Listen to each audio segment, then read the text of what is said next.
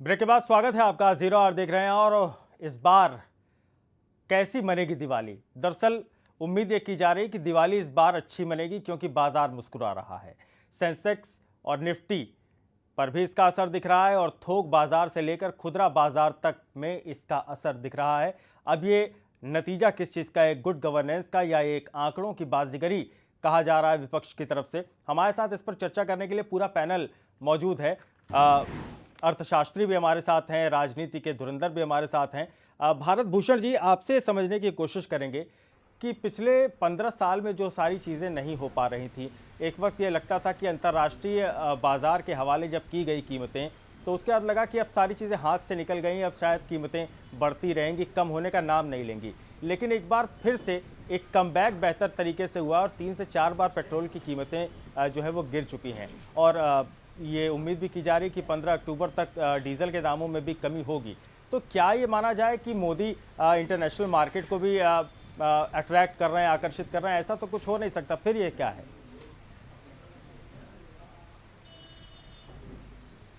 नहीं, ऐसा है जैसा अभी अशोक वाजपेयी जी ने एक बहुत बढ़िया सजेशन दिया और बड़ी मुफीद बात कही कि जो प्रोड्यूसर है उससे कंज्यूमर तक पहुंचते हुए माल के अंदर कीमत में बहुत बड़ा इजाफा हो जाता है।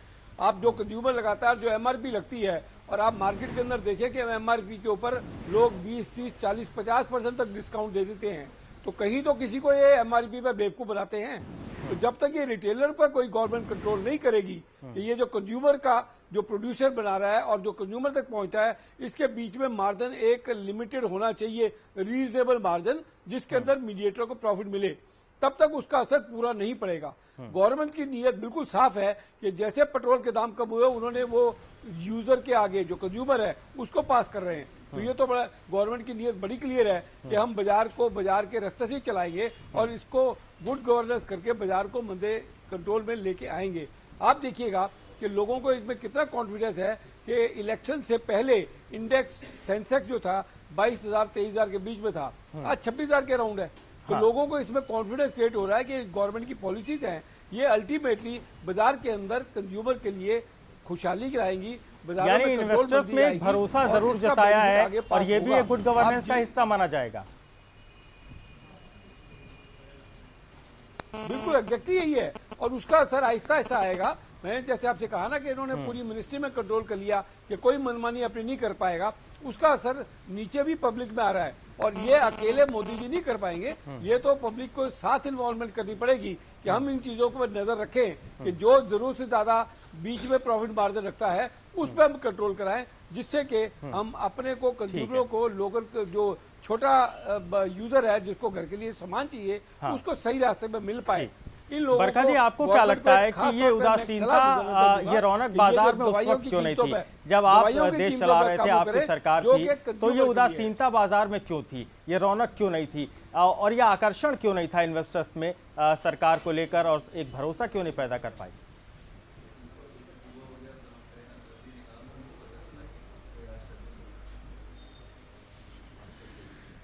बरखा जी, करने वाले कौन लोग थे?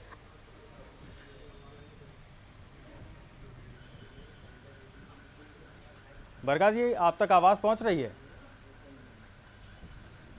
चलिए अशोक जी यही सवाल मैं आपसे करना चाहता हूं कि जिस बिचौलिए की बात हो रही है कि बीच में जहां जो चीज़ें प्रभावित हो रही हैं उनको उनका रास्ता, उनका ट्रैक क्लियर करने के लिए, ताकि योजनाओं का पूरा फायदा आम लोगों तक पहुंचे, वो क्यों नहीं हो पाया अब तक? देखिए, ये बहुत ज़रूरी होगा कि जो भी कल्याणकारी योजनाएं हैं या जो भी कार्यक्रम हैं जिनके लिए बनाए जाते हैं उन तक पहुँचे। लेकिन दुर्भाग्य ये रहा है कि ये बातें कहने में तो अच्छी लगी हैं लेकिन क्रियान्वयन इनका कभी भी ईमानदारी के साथ नहीं हुआ है। और जैसा कि एक बार राजीव गांधी ने स्वयं कहा था कि जहां 1 रुपया हम जो जिनके लिए स्वीकृत करते हैं उन तक पहुंचते पहुंचते 15 पैसे तक ही उनको पहुंचते हैं।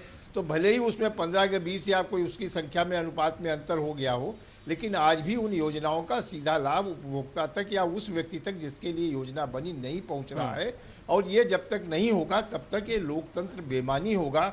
और हम जो कल्याणकारी योजनाएं बना रहे हैं और जिनको बना करके योजना आयोग पीठ थपथपाता था कि हमने गरीबी दूर कर दी, गरीबी रेखा के नीचे रहने वाले लोगों को में उनकी आर्थिक स्थिति में इजाफा हो गया, उनकी संख्या कम हो गई, ये बातें तब तक बेमानी रहेंगी। और इसके लिए ये सरकार की जिम्मेदारी बनती है और इसके लिए ऐसी कोई फूल प्रूफ रणनीति बनाए ताकि सरकारी योजनाओं में छीजन न होने पाए, क्रियान्वयन सही से हो पाए, फायदा आम आदमी तक पहुंच उसमें पाए। जो भी बिचौलिए हों, हाँ। चाहे वो प्रशासनिक अधिकारी हों या सामाजिक कार्यकर्ता हों, जो भी हों, उनके विरुद्ध कठोर कार्रवाई जब तक नहीं की जाएगी और इस चीज को रोकने के लिए सरकार की प्राथमिकता नहीं होगी, तब तक इन योजनाओं का लाभ नहीं पहुंचेगा। और जब तक हम जो चाहते हैं कि हमारी विकास दर बढ़े, तब तक वो विकास दर और आम आदमी के जीवन में खुशहाली नहीं आएगी। ठीक है बरखा जी, आपसे सवाल हमने पूछा था कि मार्केट के जो जानकार हैं, इकोनॉमिस्ट जो हैं, वो कह रहे हैं कि ये सब कुछ कोई जादू नहीं है, कोई आंकड़ों की बाजीगरी नहीं है, ये तो एक भरोसा है, ये एक आकर्षण है जो इस सरकार को लेकर पैदा हुआ है। ये आकर्षण पहले क्यों नहीं था? बाजार में भरोसा क्यों नहीं था? भारतीय बाजार में इन्वेस्टर्स में ये आकर्षण क्यों नहीं था? देखिए, जहाँ तक सवाल है कि इन्वेस्टर जो हमारे व्यापारी हैं, हमारे यहाँ के जो व्यापारी हैं, कैप्चर करने वाले लोग हैं, वो कौन है ये आपको अच्छी तरह से मालूम है। रहा सवाल इस चीज का कि योजनाएं शहरों में नहीं गांवों तक जानी चाहिए, उन लोगों को मिलनी चाहिए। जैसे अभी वाजपेयी जी ने कहा कि जो हमारा लेबर क्लास है, जो गरीब है, योजनाएं तो वाकई में बनती रहती, बहुत बनी है योजनाएं, पर जो असल आदमी है उसको मिलना चाहिए। आज उसको आज भी नहीं मिल रहा है। आप नीचे जाके क्यों नहीं उन लोगों से पूछते? रेडी पटरी वालों से बात करिए, उन लोगों से बात करिए। ऐसे थोड़ी ना इधर उधर थोड़ा करके आप, या इस तरह से आप उस रेडी पटरी वाले से पूछिए, उस मजदूर से पूछिए जो 400 रुपए 500 रुपए रोज कमा रहा है, उससे बात करिए आप। हम ये नहीं कहते महंगाई कम नहीं हुई है, हुआ है, फर्क आया है। और इसका एक वजह ये है, मौसम भी है। नहीं, लेकिन बरखा जी, बड़ी बात ये है कि मान लीजिए आप आंकड़ों की बाजीगरी ही अगर मानकर इसको देखा जाए, तो ये आंकड़े पहले क्यों नहीं ऐसे इस तरह के दिखाई पड़े? देखिए, अभी हम आपको क्या बताएं, अभी तो बहुत जल्दी होगा कोई किसी चीज को कहना। अभी वक्त गुजरने दीजिए, उसके बाद देखेंगे कि आगे क्या होता है। अभी बहुत जल्दी होगा, मैं समझती हूँ, किसी बात को कह देना। ठीक है, अशोक जी आप कुछ कहना चाहेंगे?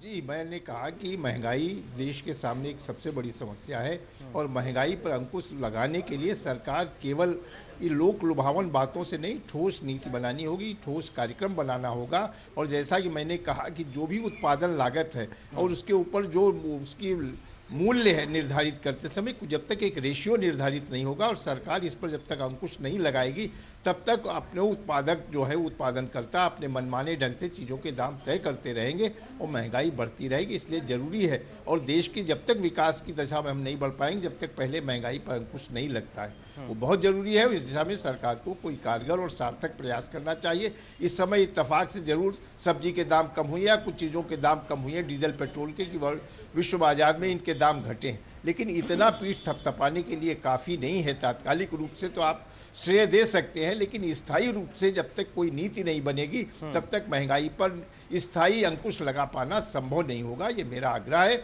और मैं समझता हूँ कि सरकार को इसको गंभीरता से इस पर विचार करना चाहिए। भारत भूषण जी, क्या लगता है कि नीतियां पहले भी कमजोर थीं, अब भी कमजोर हैं, या कुछ बेहतर प्रयास हो रहे हैं?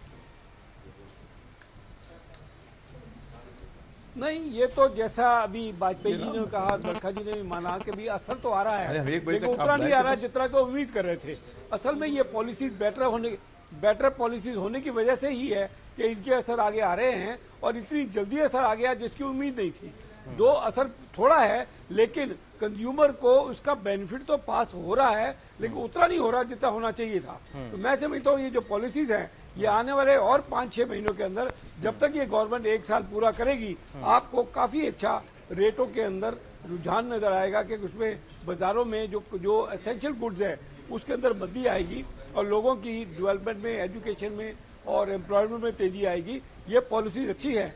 ये जो पहले प्लान बनते थे वो खाली कागजी कार्रवाई थी, एवं ही दिखा देते थे कि जो आदमी 15 रुपए में और 10 रुपए में खाना खा सकता था, ये तो खाली जगलरी थी जो कि दिखाई जाती थी। अब थोड़ी सी रियलिटी आ रही है और मैं समझता हूँ कि आने वाले समय में ये जो पॉलिसी गवर्नमेंट की है कि जैसे पेट्रोल के दाम में मैंने कहा कि पीछे से बेनिफिट है, ये आगे पास कर रहे हैं, इसी तरह से जैसा ये इंडस्ट्री के अंदर ये सस्ता माल दे रहे हैं और ये जो रिटेलर है इसको दाम पूरा कम नहीं कर रहा, उसको सख्ती से दाम कम करना चाहिए। गवर्नमेंट को ऐसी पॉलिसी बनानी चाहिए जिसके अंदर वो मार्जिन लिमिटेड हो और उसका बेनिफिट छोटे यूजर को पहुंचे। ये बहुत बड़ी जरूरत है उसके करने लेकिन के बाद भारत भूषण जी बहुत सारे दौरे प्रधानमंत्री ने इस दौरान किए, बहुत सारे जगहों पर गए, वहां पर उन्होंने तमाम तरह की योजनाओं का जिक्र भी किया। जो एनआरआई इन्वेस्टर्स हैं उनको कहा कि उनको तमाम तरह की योजनाओं का जिक्र किया, उनके लिए वीज़ा के जो नियम हैं उनको लचीला बनाने की बहुत सारी कोशिशें की। कुल मिलाकर कोशिश ये रही कि बाहर से इन्वेस्टमेंट हिंदुस्तान के अंदर आए और ये सब कुछ होता हुआ दिख रहा है। फिर इसके बावजूद कौन सी नीतियों की बात कर रहे हैं आप? क्या और इसके अलावा और कोई नीति है जहां पर चूक हो रही है? नहीं, ये जो नीतियां इन्होंने बनाई हैं ये बहुत अच्छी हैं, लेकिन अभी बाहर के इन्वेस्टर्स को इतना कॉन्फिडेंस नहीं है क्योंकि पिछली गवर्नमेंट ने कई गलतियां की, कई उन्होंने डिसीजन रिट्रोस्पेक्टिव लागू कर दिए जिससे कि इंडस्ट्रीज को खतरा लग गया। जो लोग बाहर से पैसा लाते थे उनको घबराहट हो गई कि ये लोग स्टेबल नहीं है अपनी पॉलिसीज में। और मैं समझता हूं इसमें पिछली गवर्नमेंट की भी इतनी ज्यादा गलती नहीं थी क्योंकि गवर्नमेंट स्टेबल ही नहीं थी। अब गवर्नमेंट स्टेबल है, ये अपनी पॉलिसीज पर स्ट्रिक्टली काबू रहेंगे और आगे जो लागू कर रहे हैं लोगों को विश्वास आ रहा है। और मैं समझता हूं कि ये जो मोदी जी ने इतने बढ़िया काम किए कि आने वाले आते ही बैठते ही 3-4 महीनों में इन्होंने वर्ल्ड की बड़ी बड़ी ताकतों से जो इंडस्ट्रियल पावर हैं, जो सारे वर्ल्ड को चेंज कर सकती हैं, उनको साथ उनसे हाथ मिला के अपनी इंडस्ट्री को यहाँ चेंज करने की कोशिश की है कि इंडस्ट्री के बिना दुनिया में कोई गुजारा है ही नहीं। एग्रीकल्चर बहुत बढ़िया है, हमें इंप्रूव करनी चाहिए, इसमें कोई डाउट नहीं है, लेकिन बिना इंडस्ट्री के आपकी जो बैलेंस ऑफ पावर है वो नहीं सुधर सकता। आपको डेफिसिट हमेशा बना रहेगा। अगर आपने इंडस्ट्री इंप्रूव कर ली जैसा कि उन्होंने तालमेल बनाया है तो बैलेंस ऑफ पावर हमारी फेवर में आ जाएगी। हमारी एक्सपोर्ट बढ़ने से हमें उसका बेनिफिट मिलेगा जिसका कि यूजर को, कंज्यूमर को बेनिफिट डाले जा रहा है। अच्छा वाजपेयी जी, क्या आपको लगता नहीं कि मेक इन इंडिया माफ़ कीजिएगा, मेक इन इंडिया और विदेशों में जाकर जो वहाँ के इन्वेस्टर्स हैं उनको आकर्षित करने के लिए तमाम तरह की योजनाओं का जिक्र, तमाम तरह की नीतियों का भी जिक्र नरेंद्र मोदी ने किया, उसका भी असर कहीं ना कहीं दिख रहा है अब? नहीं, देखिए असर जब दिखना शुरू हो जाएगा, जब बाहर के इन्वेस्टर्स आने लगेंगे, कुछ नए उद्योग, नए उद्यम देश में लागू होंगे और जब देश का उत्पादन बढ़ेगा, अभी तक वो स्थितियां नहीं है, लेकिन वो स्थितियां बने, ये जरूरी है। जो मेक इंडिया का नारा केवल नारा न रह जाए, इसे अमली जामा पहनाया जा सके। देश में इन्वेस्टर्स आए, हमारे यहाँ उत्पादन हो, हमारे यहाँ का माल, उत्पादित माल दूसरे देशों में जाए, बल्कि ऐसा ना हो कि अब बाहर का केवल माल हमारे यहाँ डंपिंग ग्राउंड बन जाए और हम केवल एक बाजार बन करके रह जाएं। तो जो नारा है वो कितना चरितार्थ होता है ये देखने की बात, और इतनी जल्दी इसका असेसमेंट करना मैं समझता हूँ वाजिब नहीं होगा। कि हमारे भारत भूषण जी तो बहुत सारी चीज़ों में बहुत ही ज़्यादा मतलब वो उनका सकारात्मक है, लेकिन अच्छी बात है, परंतु अभी इन सब चीज़ों के लिए कि जो कहा गया है कितना क्रियान्वित, जिन देशों ने जो आश्वासन दिया है और उनके बाद अगर आता है और हमारे यहाँ उत्पादन बढ़ता है, मेक इन इंडिया का नारा साकार होता है, तो देश के लिए अच्छी बात होगी और हम सब उसके लिए सरकार की सराहना करेंगे। लेकिन अभी उसकी कुछ शुरुआत हो, कोई वातावरण उस तरह का बने, नए नए उद्यम आए, नए नए उद्योगपति आए, नई नई कंपनियां आए और देश में उत्पादन बढ़े, मेक इन इंडिया साकार हो, ये हम लोगों की सबकी अपेक्षा है। बरखा जी, क्या आपको लगता नहीं कि जो ये सारी तमाम तरह की योजनाओं का को अमली जामा पहना रहे हैं लगातार नरेंद्र मोदी, चाहे वो स्वच्छ भारत का सपना हो, चाहे वो गाँव को हाईटेक बनाने का सपना हो, चाहे गाँव को गोद लेने का सपना हो, सब कुछ एक सपनों के भारत जैसा करने की कोशिश है। क्या इस दिशा में प्रयास पहले भी हो सकते थे जो नहीं हुए शायद? देखिए, बातें बहुत अच्छी लगती हैं, बातें सुनने में बहुत अच्छी लगती हैं। मेक इन इंडिया, स्वच्छ भारत, सफाई, अच्छी चीजें हैं और ये सबको अच्छी लगती हैं, ऐसा नहीं कि हम लोगों को अच्छी नहीं लगती हैं, लेकिन इन चीजों को पूरी तरह से लागू करना वो है बहुत बड़ी बात। अगर हर कोई, सफाई सबको पसंद है, किसको सफाई नहीं पसंद है? ये तो अच्छी बात है कि उन्होंने इस बात को बहुत जोर शोर से उठाया। लेकिन ये सिर्फ मैं जो हमारे राज्य स्तर पे बहुत से लोगों ने भी उठाया, फोटो खींची गई, लगा दी गई और अभियान खत्म, वो चीजें नहीं होनी चाहिए। उसको एक मन से, जैसे कहते हैं ना, जो मन से आदमी बोल रहा है उसको उस चीज को उसी तरह से करना भी चाहिए।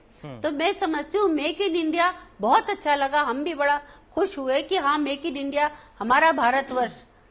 तो ये लेकिन होना चाहिए, इस पे काम हो, बिल्कुल बने, हम सबको खुशी होगी। जो अच्छा काम करेगा उसकी तारीफ भी की जाएगी। गांव हमारे अगर अच्छे होंगे तो देश अपने आप अच्छा हो जाएगा, इसमें कोई दो राय नहीं। क्योंकि हम आज भी 70% आबादी हमारी गांव में रहती है, जिसको कि सुधारने की जरूरत है, जिसको डेवलपमेंट की जरूरत है, जिसको हर चीज की आवश्यकता है, चाहे वो टॉयलेट बातें हो, कहने चाहे में तो वो वाकई बहुत अच्छी लगती हैं। बरका जी लौटेंगे आपके पास। बहुत अच्छी तो लगती ये है, बड़ी बात लेकिन है कि सिर्फ खुदरा मार्केट में नहीं, थोक मार्केट में नहीं, बल्कि शेयर बाजार में भी इसका असर दिख रहा है। और इसीलिए कहा जा रहा है कि इस बार ये दिवाली अच्छी मनेगी। एक छोटा सा ब्रेक ले रहे हैं, चर्चा आगे भी चलती रहेगी।